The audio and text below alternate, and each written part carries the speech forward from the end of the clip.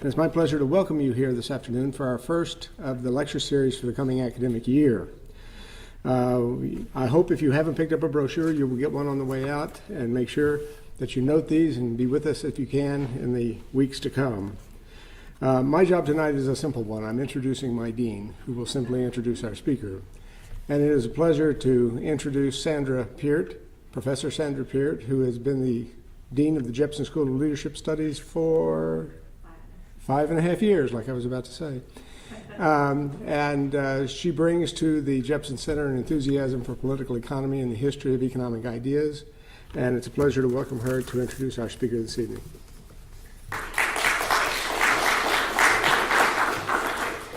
Thanks, Gary. Can you all hear me? Is this working? Well, yes, it's my pleasure now to introduce Emily Chamlee-Wright to all of you. We're all in for a treat this afternoon. Emily is provost and dean at Washington College in Maryland, and I should let you know that she has just assumed this role this summer. We're very lucky that someone who's as busy as she is now learning this new job would agree to speak to us this afternoon. She went to Washington College from Beloit College, where she was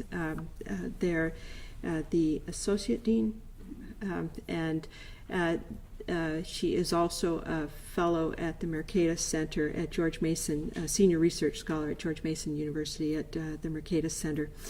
She obtained her PhD at George Mason under Don Lavoie, who himself is an icon in cultural economics and sort of sociological relationships in economics. Her primary research interests include development economics and cultural economics, and the ways in which culture and the market processes interact with one another. She's a very unusual, then, sort of economist, something of a sociologist, something of an ethnographer, and then, of course, an economist. Her research then focuses on the relationships between culture and economics. She writes and teaches about indigenous markets in sub-Saharan Africa. She's conducted field research among female entrepreneurs in Ghana and Zimbabwe. She studies how communities fare in the aftermath of catastrophic disasters, with particular emphasis on post-Katrina recovery efforts in New Orleans. Emily is the author of a number of course, articles, as we tend to write in economics, but also some important books: The Cultural and Political Economy of Recovery, Social Learning in a Post-Disaster Environment, Culture and Enterprise, The Development, Representation, and Morality of Business with Don Lavoie, The Cultural Foundations of Economic Development.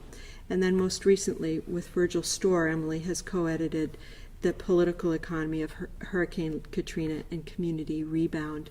Please join me in welcoming Emily Chamlee-Wright to the Jepson School of Leadership Studies.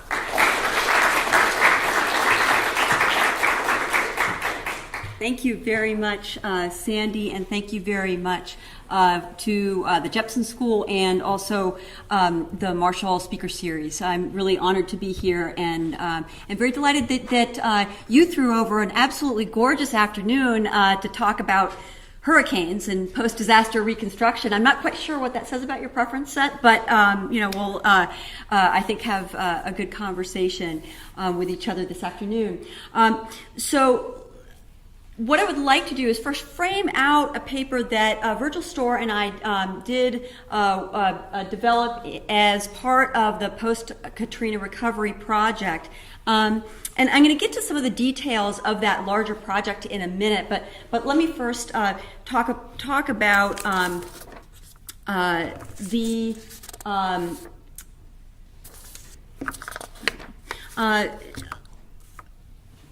let me go here first. Okay. Our principal motivation in this particular project. There's a wide range of literature that talks about government response to disaster. And if you're interested in political economy, if you're here for this series, the chances are very good that you're interested in political economy kinds of dynamics. There's a lot of literature on, excuse me, academic literature on a political economy of disaster and disaster recovery. Some of this literature comes from what I'll call the institutional racism literature. This is a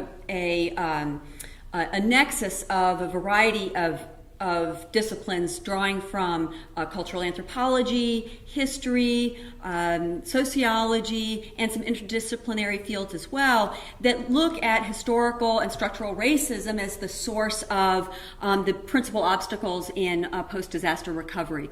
And so that's one area of literature. And the thrust of that literature is that we shouldn't be surprised that government response to recovery after disaster is so poor because there are structural and historical racist forces at work that prevent that, systematically prevent that kind of response from being helpful.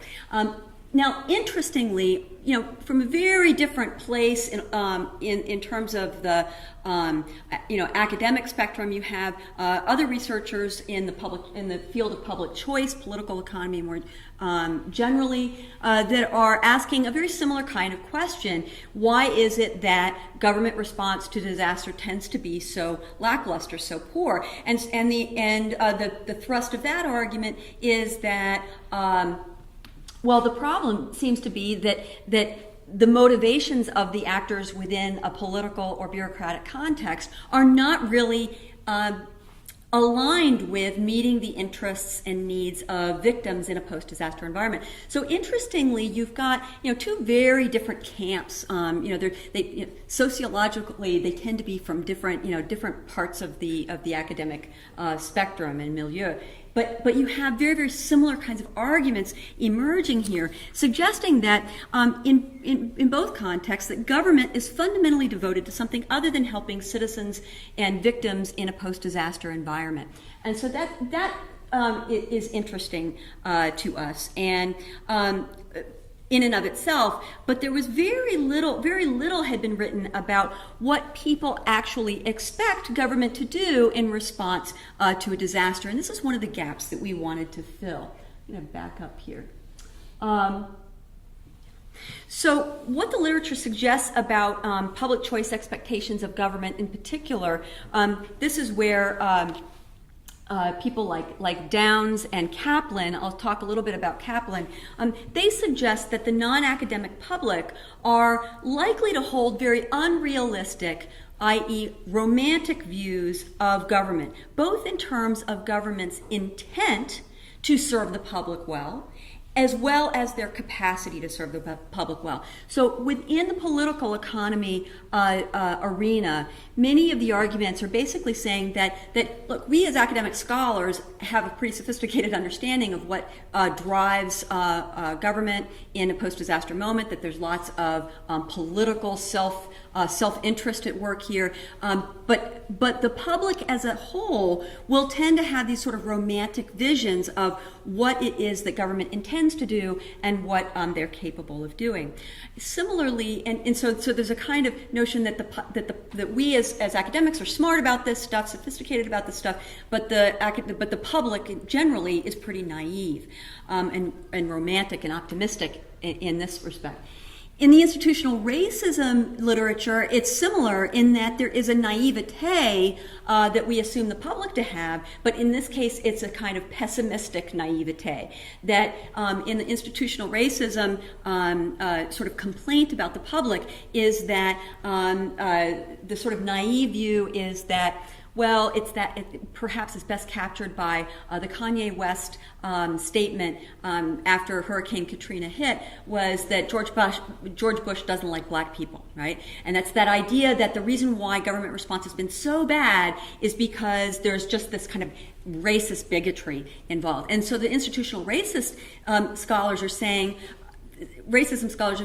well, that's too naive because it's much deeper than what people feel in their heart. It's much more about long historical and structural impediments and barriers to a more robust response. And so they're in some ways calling the public somewhat naive here as well. So you've got this kind of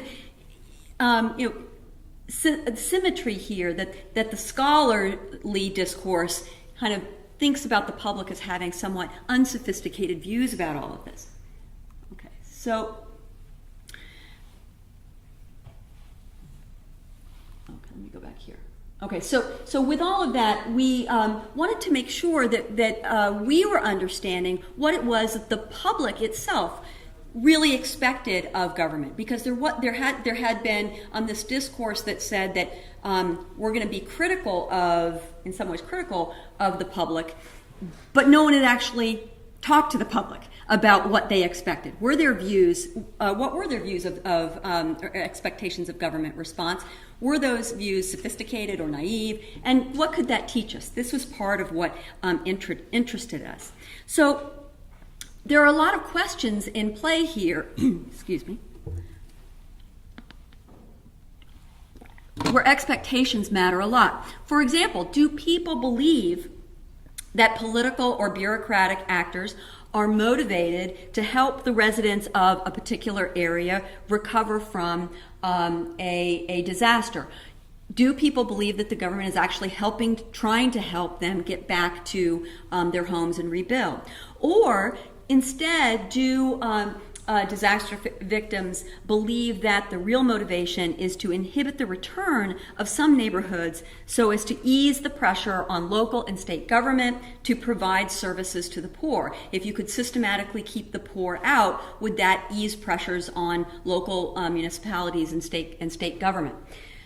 On the other hand, is the redevelopment planning process designed to rebuild the city and get former residents back in their homes, or is the redevelopment process actually designed to use state power to empty out poor neighborhoods to make room for more elite businesses and their interests to step in? This was the kind of thing that was an open question. We had heard many of these threads of arguments, but what was it that disaster victims themselves were articulating as their expectations? This is what we wanted to find out. And I'm going to talk about what we did in terms of gathering our qualitative data in a moment, but one of the things that struck us in the data that we did gather is that we saw a pattern where there was a kind of a very much a sophisticated analytical critique amongst subjects when it came to government action. It really stood in contrast to this notion that there was a naivete, a systematic naivete on the part of the public. So we wanted to dig at that a little bit and try and understand what was going on there.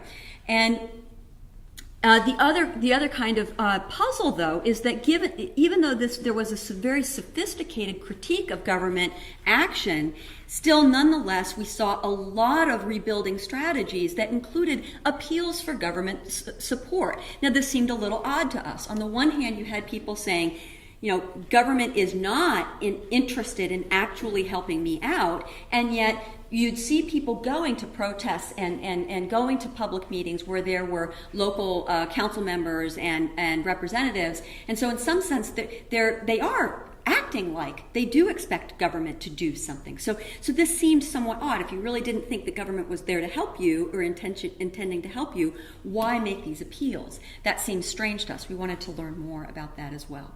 Okay, so let's talk about the fun stuff. I think of this as the real fun stuff.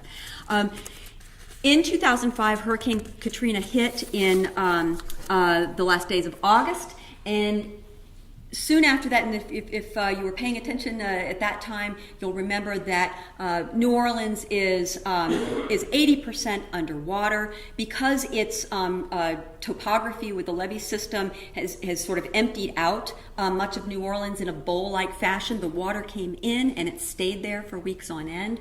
So there was a kind of festering that was going on with toxic floodwaters that were decaying this 80% of the city over these weeks, and then it was pumped out. But then you had months and months and months where in some neighborhoods people were not allowed in at all, and that the decay continued. So it was in the aftermath of this, starting in February of 2006, our team of qualitative ethnographers were going into the field and conducting interviews. The interviews were in-depth interviews that lasted anywhere from about 1 to 3 hours, depending on what the how verbose the subject was. We had an interview instrument that was more or less chronological, that asked them about their experiences chronologically, and then along the way asking questions about what they expected from government, what their experience has been in terms of their principal challenges in recovery. All the questions were fashioned in a way that were carefully examined to make sure that the questions were asked in a neutral way that didn't beg one kind of answer or another. By the end of our study, we had 300 subjects in the affected area in New Orleans and in some parts of the Mississippi Gulf Coast. We also conducted a mixed methods field investigation of 103 subjects who had evacuated from New Orleans but were then living in Houston. This was 3 years after the storm. So they had left New Orleans because of Katrina, but they were 3 years after the storm still living in Houston. So for a grand total of 403 research subjects. 59 of these research subjects were residents of one of the Ninth Ward communities, and this represents one of the most severely damaged areas is particularly in the neighborhoods of the lower Ninth Ward, but even the upper Ninth Ward were many of the very hard-hit areas where there was almost complete destruction of many of the homes in these neighborhoods. So this is the context. It's a predominantly African American community in the Ninth Ward neighborhoods, amongst the poorest within New Orleans. New Orleans itself is amongst the poorest cities in the country, and so these are the neighborhoods of the poorest neighborhoods of the poorest city, one of the poorest cities in the country.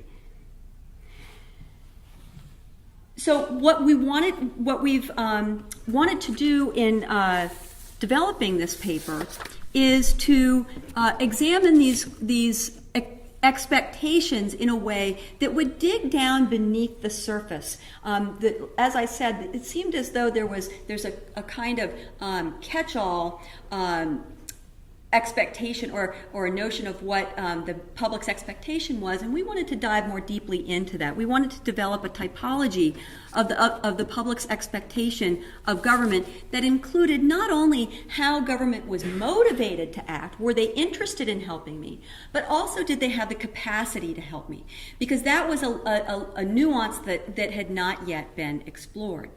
We also wanted to examine how the public's expectations of government linked to their own behavior. Excuse me. So again, let me try and say that again. So we wanted to examine how the public's expectations linked to their own behavior. They were making decisions about whether or not to stay in Houston, or whether or not to come back to New Orleans, whether or not to come back to their particular neighborhood in New Orleans, whether to rebuild or go someplace else, start over some other place. How they came back, if they did come back, what were their strategies? There were definable strategies that we think we had a hunch was connected to the expectations people had with regard to government action. And of course, then we wanted to apply this general typology to the context of the Ninth Ward post-disaster context. Now, this is then the more abstract part of this, okay? So, if you think about a 2x2 matrix, I think I've got a pointer here. Yeah. So your expectations can either be pessimistic or optimistic, and they can, as it pertains to both government's intent to help, right? Also, what's their capacity to help? So right down here is sort of the most, what some political economists would call naive view, right? The government wants to help me, and they have the capacity to help me, okay? They want to help me, and they're capable of doing so. Okay? That would be this expectation set OC for optimistic in terms of capacity, and optimistic in terms of government's intent as well. Okay? At the opposite end of the spectrum, you could imagine people being pessimistic along both lines, right? That I'm pessimistic about government's intent to help me, right? For some reason, they really don't want to help me, and I'm pessimistic about their capacity to help me, okay? For those of you who are familiar with the work of F.A. Hayek and James Buchanan, this would be, if you like those fellows, right, you'd probably be one of these guys, right? You'd be very pessimistic about government's capacity to help you. That's the Hayekian piece, right? And you'd be skeptical about government's intent to help you, right? That's the public choice James Buchanan piece, right? So government is incapable of helping me and has no intention of doing so anyway, okay? But you can also imagine different variations of this, right? Maybe it's that government let's go to this one. Government wants to help, but it's been so overwhelmed by the scale of the disaster, for example, they can't help, okay? Think about the devastation, $125 billion worth of damage in New Orleans alone after Hurricane Katrina. Maybe that's just too big for government to take on, even if they want to help, okay? The other end, we could imagine, you know what? Look at all the stuff that the government does around the world to help other folks out, okay, in the developing world, post-war, post-conflict situations, right? Why can't they rebuild our city? Of course they can. They've got the capacity to do so. They just don't want to for some reason. Okay, so you can imagine all four of these types, expectations types, at work. So what did we actually find? Okay, so as you can imagine, if we're doing interviews that are lasting anywhere from 1 to 3 hours, we've got thousands and thousands of pages of data. Well, what do you do with that data? You got to code that data, and so you code it for this particular study. We coded it for these different expectation types, and one of the things that you'll notice is that this OCPI was very dominant. If you add these two things together, it was 82% of the subjects fell into this OCPI. It means that they were very pessimistic about the government's intent to help, but they thought the government could help if it had wanted to, okay? Now, what's this S and N business, okay? We've got S and N. Some of the N's, the N stands for naive, that it was a relatively naive articulation of this particular expectation set. So for example, if someone said, the reason why government doesn't want to help me is because there are a bunch of racists, and this is a black community, so they're not going to help me. If we coded that as N for naive, okay? And certainly there were some. But what was really exciting to us was this S, the preponderance of more sophisticated narratives going on here. Sophisticated, by that I mean really very much in alignment with a political economy kind of set of explanations. For example, right, government actors are interested in pursuing their own interests primarily, not the interests of the public that they represent. That would be one kind of criterion we would have for a more sophisticated explanation.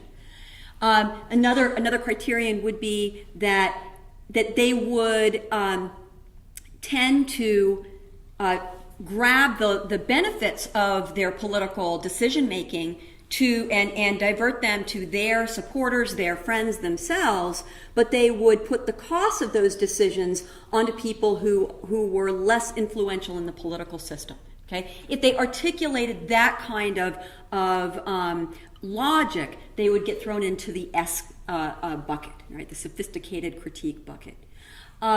We could also imagine, and I'll talk about some of these, that some of the decisions were directly aimed not at the stated end, which might have been a recovery program that had a stated end of helping people, but the rules of that recovery program were structured in such a way that it would actually make things harder for the people that they were supposedly intended to help, so that you could create opportunities for a more privileged elite to move in. If they had that kind of explanation, we put them into this bucket.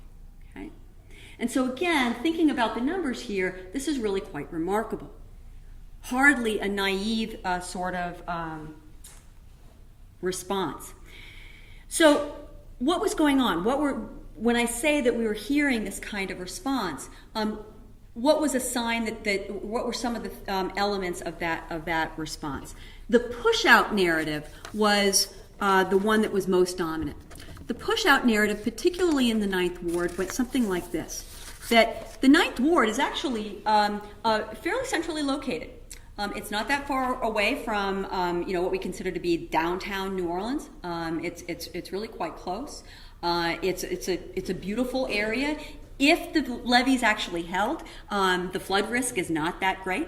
I know that's a big if, but if the flood risk held, most people were not told that they had to have flood insurance by their mortgage carriers because it was a relatively low risk of flood if the levees had held. But that means that it's prime real estate if it could be redeveloped, and there had been lots of interest in this area by casino developers and other business developers that wanted to kind of think about re-engineering this area. Well, you might think that there's just flights of fancy. These might be just flights of fancy, conspiratorial, sensibilities run amok. But let's think about this. In the first few days after the first few weeks after the storm, the first thing that gets set up is the Bring New Orleans Back Commission. And the Bring New Orleans Back Commission has committees set up, and one of the principal committees is the Planning Committee. The Planning Committee is recommending things like, what we really need to do for some of these areas that were the worst hit? We need to have eminent domain, broad use of eminent domain. We need to set up a whole agency so that it can expedite eminent domain of entire neighborhoods so that they can be redeveloped in a safe way. Well, guess who was in charge of that committee? It was Joe Cannizzaro, one of the biggest developers in New Orleans, right? Now, eventually, people get wind of this and it fails politically, but it is not a flight of conspiratorial fantasy to suggest that there were very serious political structures on the move put in place right after Katrina that, had they been successful, would have essentially eliminated a historic residential black poor neighborhood and in favor of something that had much more of a tinge of a business elite development component. And so people use the phrase push out over and over again. It's a push out. It's a push out. That's what's happening. That's the explanation for why it's been so hard to come back. Add to that, or some elements of that push-out narrative include the access restrictions were aimed at keeping people away from New Orleans generally. Now you might say, well, that's just a good thing to do when it's so dangerous. But in particular neighborhoods, those restrictions carried on for many more months. Every single day, literally in a post-flooding situation, every day that goes by that you're not remediating the damage from the flood is another day that the decomposition of the homes is taking further and further hold. So literally a day, a week, can really make quite a bit of difference in terms of what it is that you're eventually returning to and having to, and the challenge of rebuilding and recovery.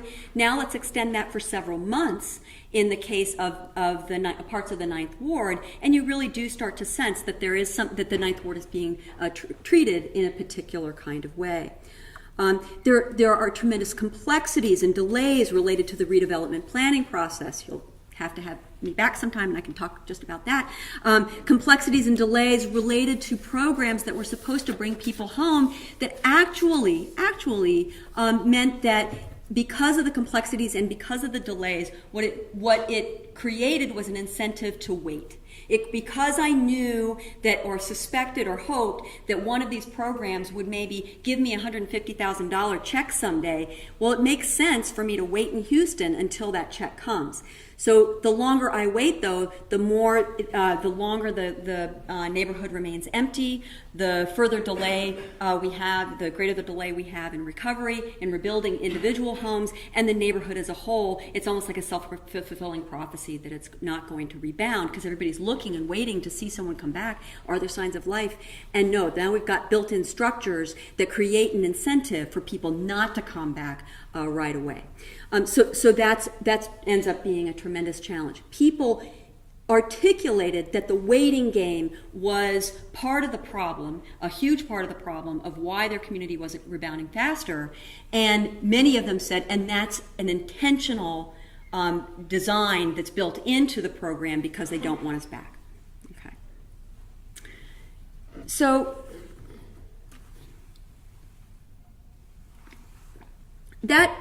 all of that goes to the sort of, why did people suspect that government was not intending to help victims of the storm and the flooding? Let's think a little bit about government's ability to respond. What's their capacity to respond? And so this is a different thing because now it's I'm a political economist, so this part made total sense to me, okay? Because it's government actors who aren't necessarily really interested and motivated into helping the people that they're saying that they're helping. Instead, they're sort of feathering their own nest. That totally made sense to me because I'm sort of steeped in the tea of political economy, okay? But this part was gave me a little more of a head scratch, right? That people were also saying that if government wanted to rebuild New Orleans, they could do it, And so the same subject would say the government doesn't want to help, but if they did want to help, they could. And not only could they help, a little, they could help a lot. They could come in and they could redo it. Well, how does that make sense? How do I reconcile that? And a big part of it, the single most common reference point to that was Iraq, right? In the post-Iraq, post-conflict context, the assumption was that the United States went in and was turning things around, was rebuilding cities and communities in Iraq, and they were capable of doing it there. Why don't we bring the soldiers home and have them rebuild our own city, right? That was sort of the language. And less frequent, but you also heard ideas about, well, in developing countries, don't we go in and we turn whole countries around? We that are poor, and we do that too. So there was some naivete, I would think, in some respects, but an understandable one in that if you don't have any direct experience with what's going on in Iraq or what's going on in a developing country, you don't have anything to check check those assumptions. You just kind of go along with the idea that, in fact, government has been successful in bringing peace and bringing prosperity to other parts of the world. Now, the icing on that particular cake is then your own president comes down to Jackson Square and says, we will do whatever it takes to get this done. We will rebuild this city. And so you get promises from the top that are very, very grandiose, and so it's perhaps reasonable that people will expect the capacity of government is really quite robust to solve many of these problems.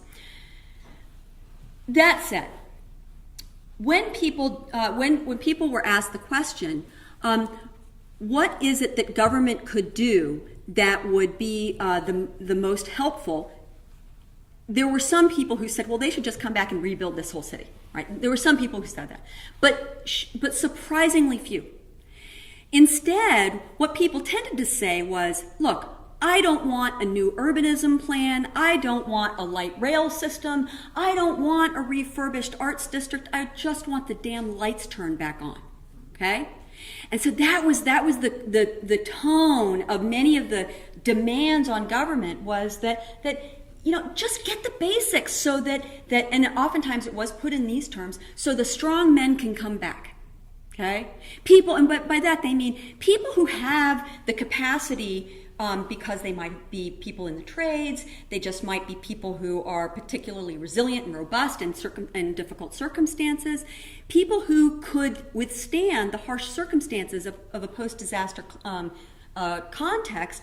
Let them come back. But you need to be able to let them come back where there's some basics, like the most dangerous debris removed, the lights are turned back on. Get that stuff done first. Let's not try and replan the whole system or the whole city and wait for that to happen before you let people return, because otherwise we're in that bad sort of waiting game again. So many of the demands on government were not grandiose. Were in fact just get the basic public goods that we have come to rely on back online. The other thing that we found that was interesting is that many of the demands for government assistance, contrary to what many of the political pundits were saying, that some of the narrative here was that, well, this is a city that was a dependent culture, that was culturally embedded in a system of intergenerational welfare, and so they had not learned how to pull themselves up by their own bootstraps. That was oftentimes what you heard in the political rhetoric following Katrina. And now, clearly, the interview subjects were people that, in the New Orleans context, who had self-selected to come back. So these were resilient folks.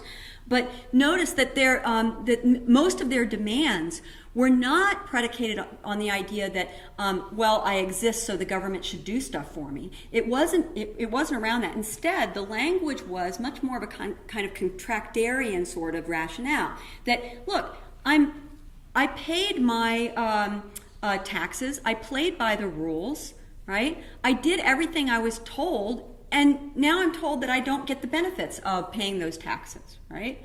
I paid for trash pickup every single month prior to Katrina, and since then have been continuing to pay for trash pickup, but there's no trash pickup, right? My taxes go to police services, but there's no police here. What's going on there? And also when it comes to the flood insurance piece, okay, I didn't have flood insurance, but remember, I didn't have flood insurance because the government told me that I was in a low-risk zone, right? And the reason why they told me that is because that analysis was based on the integrity of the levees actually holding. The government didn't do their job of building the levees the way that they should have, and so somehow that's my fault, right? So interestingly, there was very little in the interview data that we had. There's very little evidence that there was a sense of complacency or dependency that the government should just do something for me because they should do something for me, but instead was much more based on a kind of, there were rules of the game and I held up my end, how about your end? Tended to be more of the ethos. Okay, so then what was, so that's the first piece, is to recognize that there were these different expectation sets at work. But then the next thing, you read these pretty well?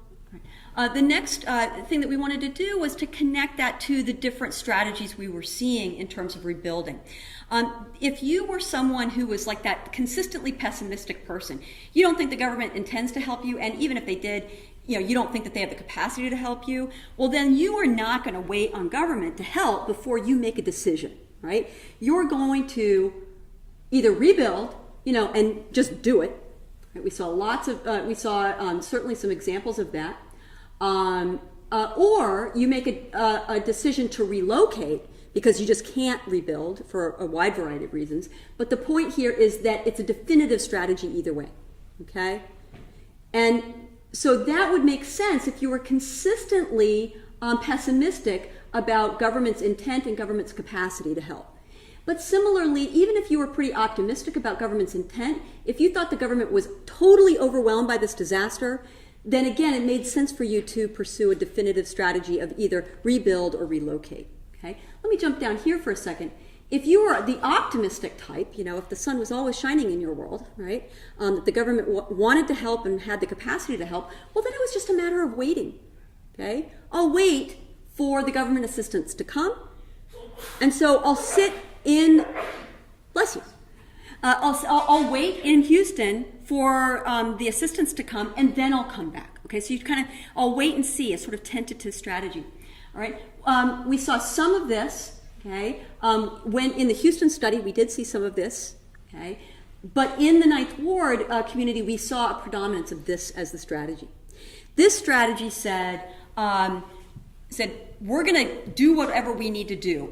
Very much a self-help kind of. I'm going to jump in and I'm going to start tearing out the debris, getting all the old drywall out, putting up new drywall. I'm going to fix this thing. I'm going to get it done. I'll either do that individually or I'll do that with members of my community. Okay, so we saw lots of that, and yet the same people would engage in really remarkable levels of political action. When I say remarkable levels, you have to keep in mind that people were exhausted. Okay, if they might be retired folks, and then that allowed them to have full-time attention to rebuilding, but that's a lot of work, right? And it's physically exhausting.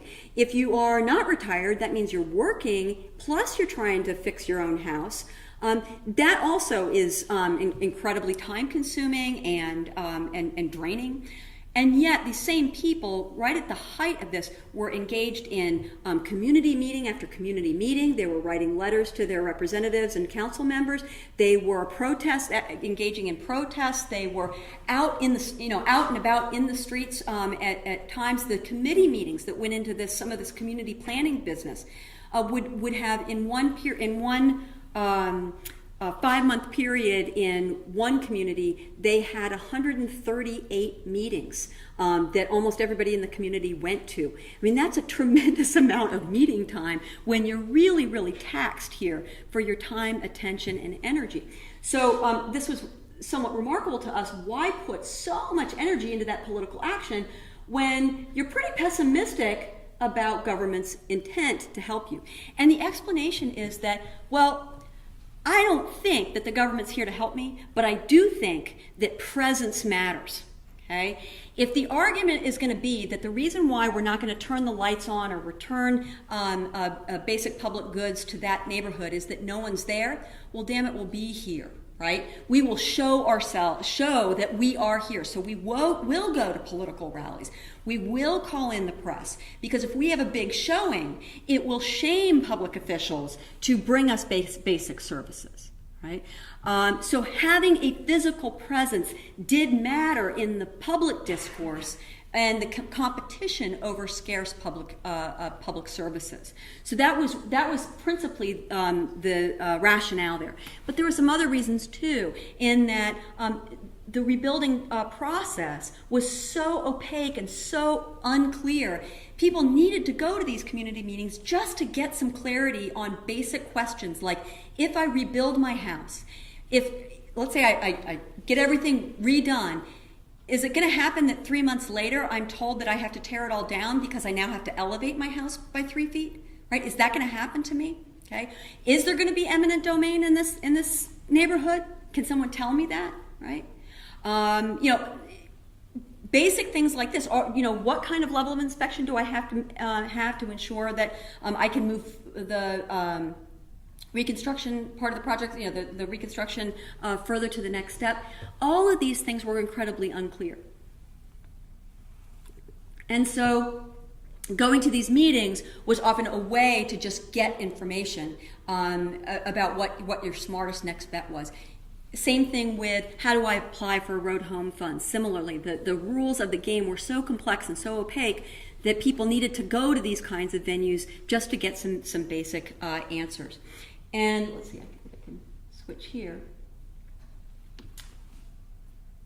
There's another, I talked about these two here, but this last point is that political and civic action can also be a means of bypassing a regulatory framework that's ill-suited to a post-disaster context. So my favorite example, or most terrific example of this, is in the Ninth Ward community, there was a One of the really exciting initiatives post-Katrina was that a clinic was established. It was the first health clinic of its kind in the community.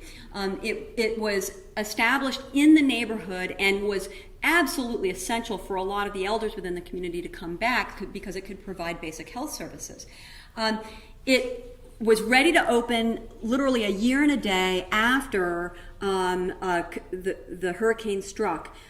They had their grand opening, it was very exciting, and then they had to close their doors the very next day and would have to keep their doors closed for another 5.5 months because of zoning issues. They were now considered a commercial enterprise in a residential community, so they hadn't gotten the right paperwork done for that. Their handicap accessible handrail they had on one side of the ramp but not two sides of the ramp, so that had to go. The exit lights weren't of the right dimensions that they had in. All of these kinds of things. You start adding up all of this stuff.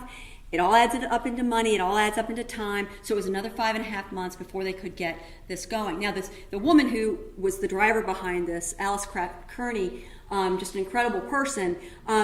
She had to pull every string that she had, every amount of political influence that she had, with basically to try and get to cut through the red tape. So by engaging the political leadership of the city, she was again able to break through this tape. So it was a lot of her time was diverted away from making the services available to the community towards the political action that she had to do to basically bypass some of these regulatory controls that might have been, let's just say for the sake of argument, might have been appropriate in ordinary times, but certainly were not appropriate in a post-disaster context. So at least that would be my argument.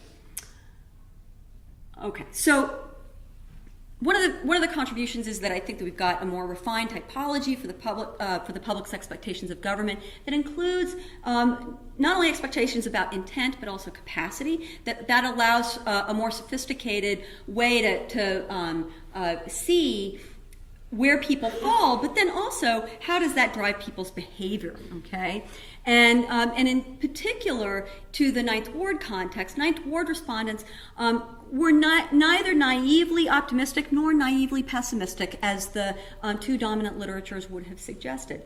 The dominant OCPI expectation set helps to explain why, in fact, there was this mixed strategy. Initially, we were confused about why people so skeptical of government's intent still nonetheless lobbied for government help. It was much more around getting it out into a public arena so they could be shamed and cajoled to do something to bring back basic services.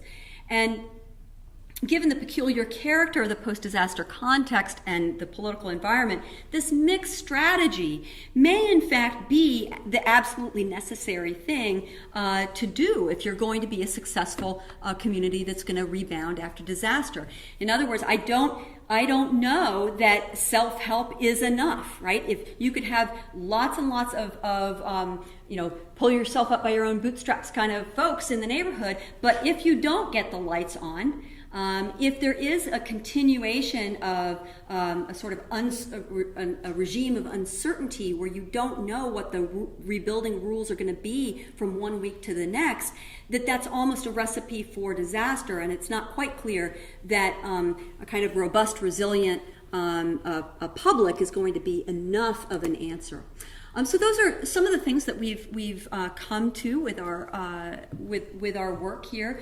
As I suggested, we've done a lot of other work that as Sandy was saying, that focuses more on the cultural dimensions of this. This is one of the pieces that has the most clear political economy messages. But whatever you want to ask questions about or comments or challenges, please let's throw it open. Yep.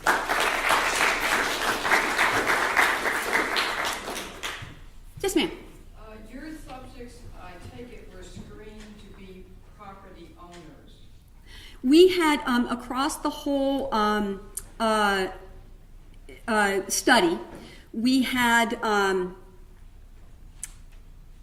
we use what's called a hub and spoke sampling methodology. So we would start with people who were kind of gateway people to a community. It might be a church leader, or it might be a particular person who we know has good connections, and we would ask them to introduce us to their neighbors and to their friends, so that we could have access to people at a time that it was really challenging. But with that approach, you need to be able to jump hubs, because if you're talking to an elderly woman, or a woman in her 60s, you're probably going to get more people like her, or people connected to her family, and so you need to jump to other places. And so similarly, we wanted to make sure that we talked to non-property owners as well. And so we did random sampling within FEMA trailer parks as well. Because there were no FEMA trailer parks in the 9th Ward, all of these people were homeowners that we talked to. Yep. So it's not a random sample of the people affected? It is, well, the first thing you need to know, it's all people who've returned. So that's an important, there's a self-selection bias, right built in there. That's one of the reasons why we did the Houston study, because we also wanted to talk to people who were, who had not come back. So, to what extent were our results driven by the fact that these were people who had returned, and we're clear that that's just a reality. So the phenomenon that we're describing here is among the people who returned. The Houston study was very, very helpful for us to understand how much affection and attraction people had for place, because in some of the other works that we do, we talked about the sense of place that New Orleanians have and connect to their city and their communities, and we were making the argument that that sense of place was a real driver. But in order to really make sure that we're understanding that appropriately, we had to talk to people who had not chosen to return as well. And so in that sense, we made sure that we were doing that kind of correcting for our selection. When you're in a difficult interviewing field environment like this, it oftentimes is you can't go to every third house, which might be a method of random sampling, because every third house just might not be someone. And so you do end up going to the place where someone's physically doing work on the home. But to try and capture the variation, what we did was we moved from neighborhood to neighborhood and did field studies across the different neighborhoods in New Orleans. Maya, right? Yes. Maya. There may not have been any indication, but I was wondering if there was any evidence in the interviews that you did that people might have different expectations with a different type of disaster. And I'm thinking particularly of the BP oil spill, where there was a lot of, there was obviously a big private firm who would have been held responsible, but there was a role for government to play as well, certainly in the short term.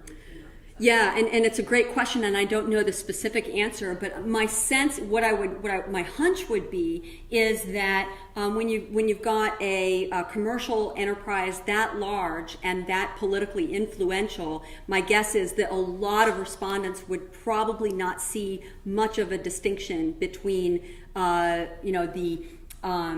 the forces of government and the forces of BP in that moment.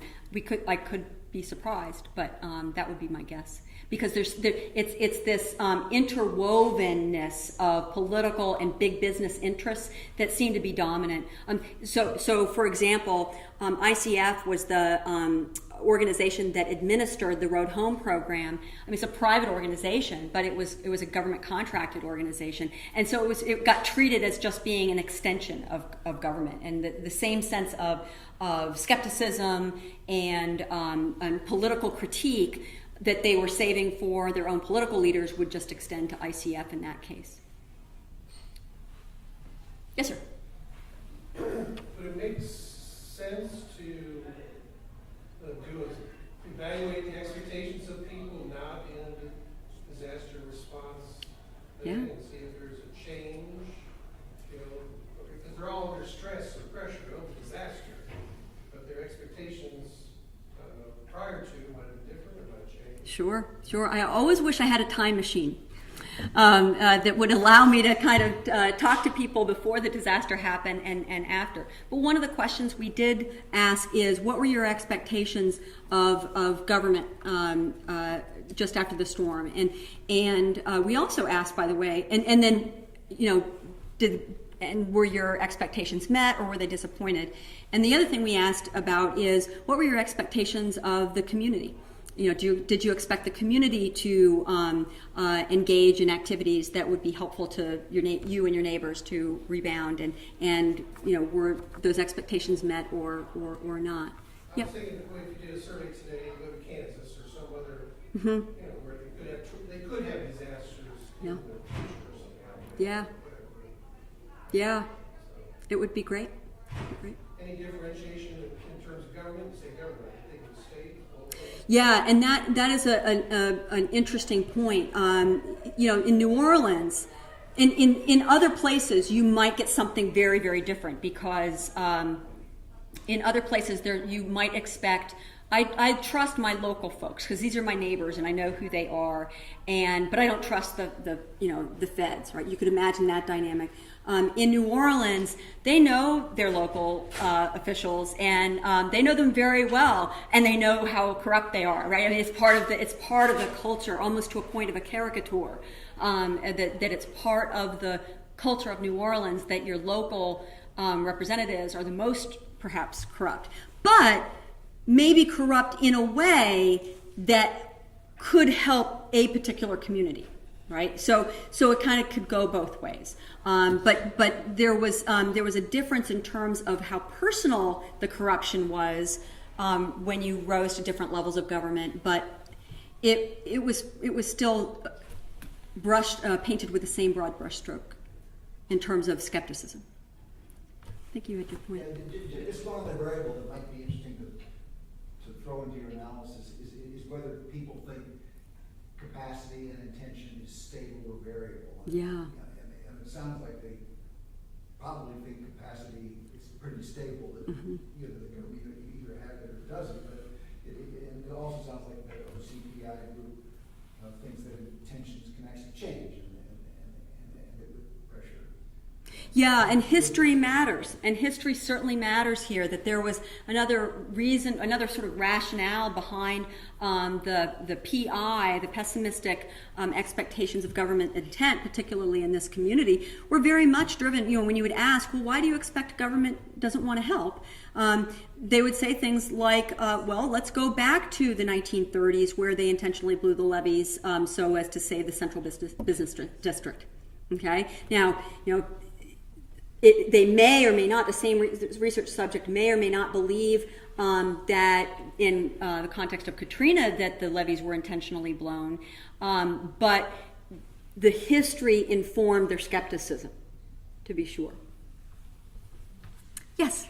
Yeah, and I suppose it's connected with some of the other things people have said, but I'm wondering whether the OCPI kind of model would be predominant if you had not a specific disaster, but maybe a long-term decline. So again, you're thinking of an area where there has been, or there might be a specific thing, a factory closing or an employer pulling out. Yes. And so the community's in decline, and so would you still have the same expectation of government to come in and do Yeah. something about it? Yeah, and the path dependence piece there is really important because instead of a sharp, abrupt, smash, this huge disaster, now you've got this creeping aspect, and the creeping of expectational creep may be something that's going on here that is really an important difference than a disaster moment. And that could really be an exciting program to think about, because especially for a leadership kind of context, because I think in both cases, leadership, what is the best role for leadership in moments like this? In some ways, it's easier to be a leader in a post-disaster moment because this horrible thing has happened, and you can step in a big way and establish the right kind of, if you can, step in and establish the right kind of modest expectations and in fact deliver on the demand to get the lights on kind of thing. If you can do that, robustly and publicly, then that can really be powerful to say, okay, my worst fears are not being realized, and so I will come back and I will start to rebuild. Whereas when you have that creeping expectation downward trend, that acts as a real anchor on the leader, don't you think?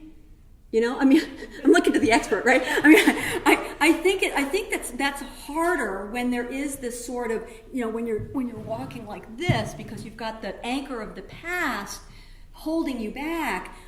People don't believe you. They become, cynical. They don't. They might have heard something like this before, and so leadership, I think, has a very different kind of challenge in a moment where there's just been a long history of negative expectation creep versus a disaster. I think there's a paper in that. I think because I'm thinking about in the UK back in the 1980s, one of the debates about cities like Liverpool in the north, industrial decline, and looking back now, people are saying, well, perhaps the brave thing for government to have done would have been to pull out, not to try and regenerate. And that was, that was far too shocking. How could you do that? Right. And yet, people's expectations are government will fix things, but the brave, as you say, the brave leadership thing to say would be saying, no, let's move away from that and go somewhere else and do something else. Yeah. Yes. I just wonder a bit about cultural differences. And years ago, I read Eric Sevarai's book when he was a journalist with the U.S. Army in Europe. And when they got into eastern France, into the villages and the small cities, the French people were kind of sitting around waiting for government to take care of it. They got into Germany, which was even more wrecked. And in the streets, you had the old ladies, you had the old men, you had amputees, and they were trying to clean the rubble off the streets, just a few miles apart. I read that book a long time ago. But, you do wonder the cultural differences. Differences between Haiti and Japan on everything. So let me talk a little bit about the Vietnamese community in New Orleans. The Vietnamese community that we studied was in New Orleans East, about 14 and a half miles away from downtown New Orleans. So the August 29th, the storm hits. By September, it's been a while. By mid-September, members of the Vietnamese community were already, back. But what had happened, they had scattered across all of the various evacuation sites. But the pastor, Father Vienne, traveled from one site to the next, assuring everybody that, yes, we know where so-and-so is, your brother is here, your mother is here, we're taking pictures, and what the lay ministry are doing there's a sort of neighborhood grid system pre-Katrina that they started to put into effect in the evacuation sites, and they started planning their return right from the beginning. And they were told, no, you're not going to be able to return. You can just come back and look at your properties, but then you have to leave. They came, looked, and stayed, and just kind of reoccupied the space. And I think that this goes to that other point about presence matters, right? If you're there, it's so much harder to tell you can't come home, right? If you have a presence, it's so much harder to say, no, we're not going to provide basic services to your community. So the Vietnamese community were very, very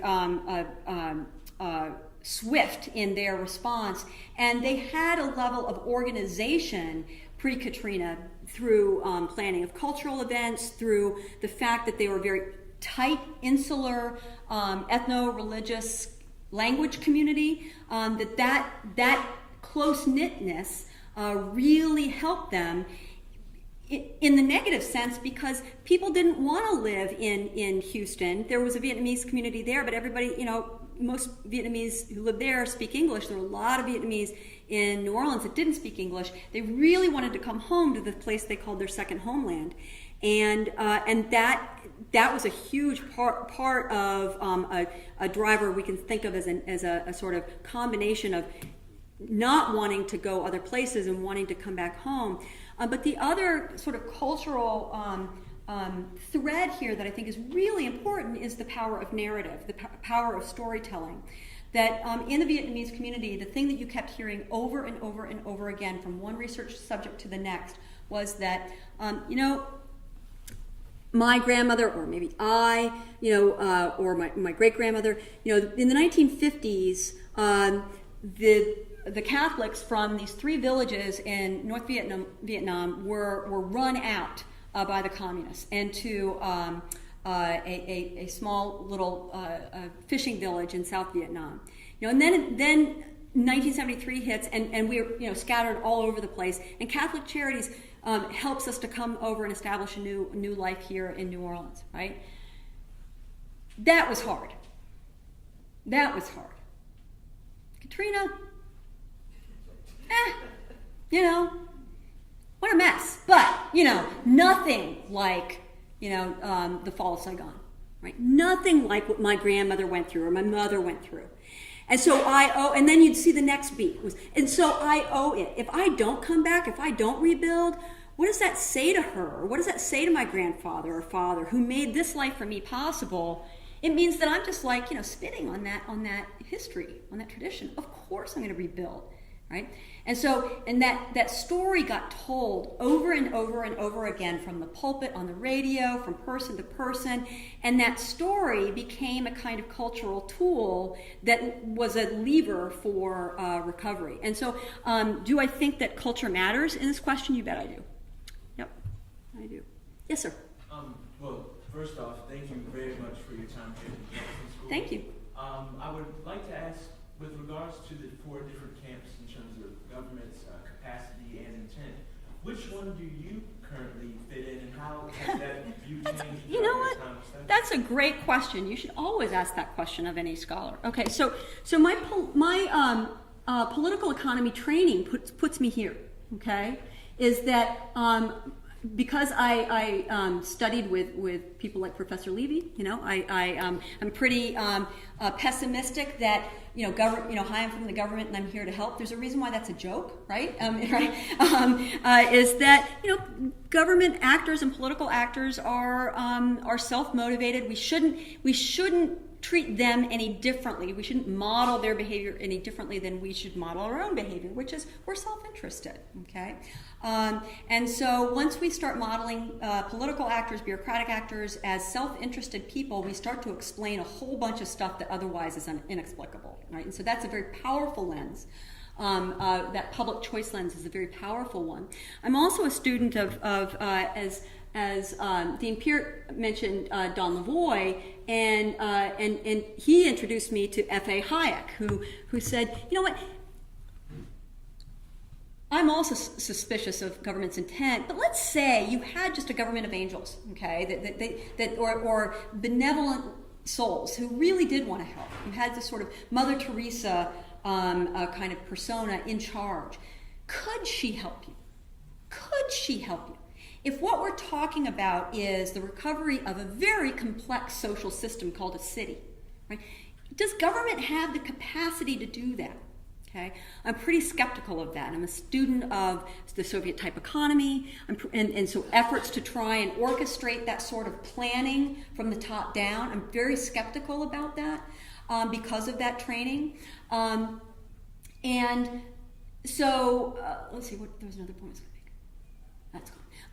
So that puts me in that camp. And then when I saw the Bring New Orleans Back Commission starting to say, look, all you people who are in these evacuation sites, stay where you are. Let us fix it first, and then you can come back in orchestrated fashion, right?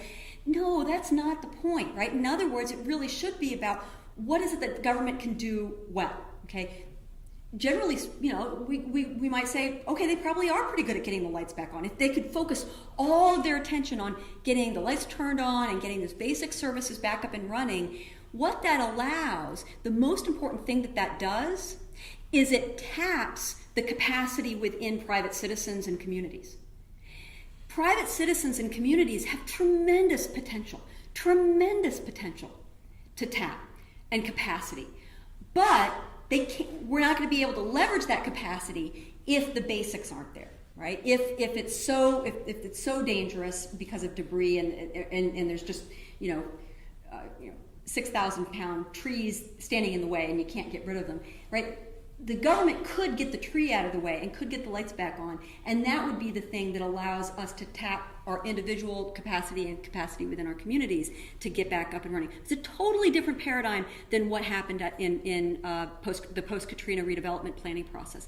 The planning process was not driven by a paradigm that we as individual citizens have capacity. It was basically, the model was, these people are victims. They have no capacity. A lot of them are poor. They can't help themselves. So the worst thing would be to have a whole bunch of people move back who can't help themselves.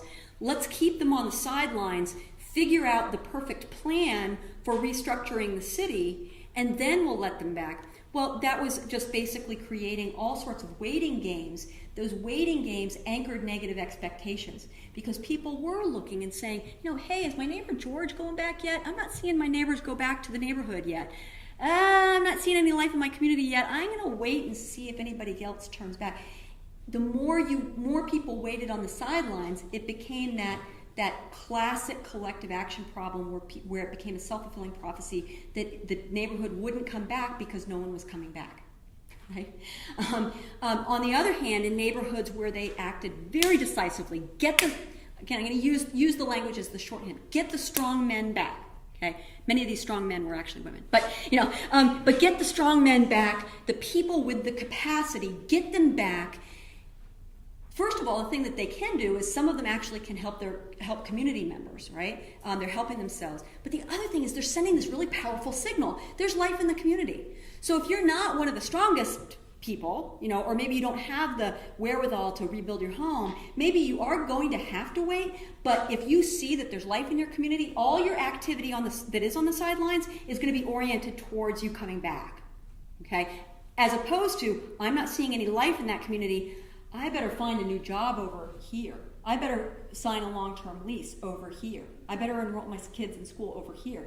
So no life in the community means that all the people who have to wait on the sidelines are probably going to be there for a long time. Whereas even if there's some real good sparks of life there, that can be enough to orient the eventual return.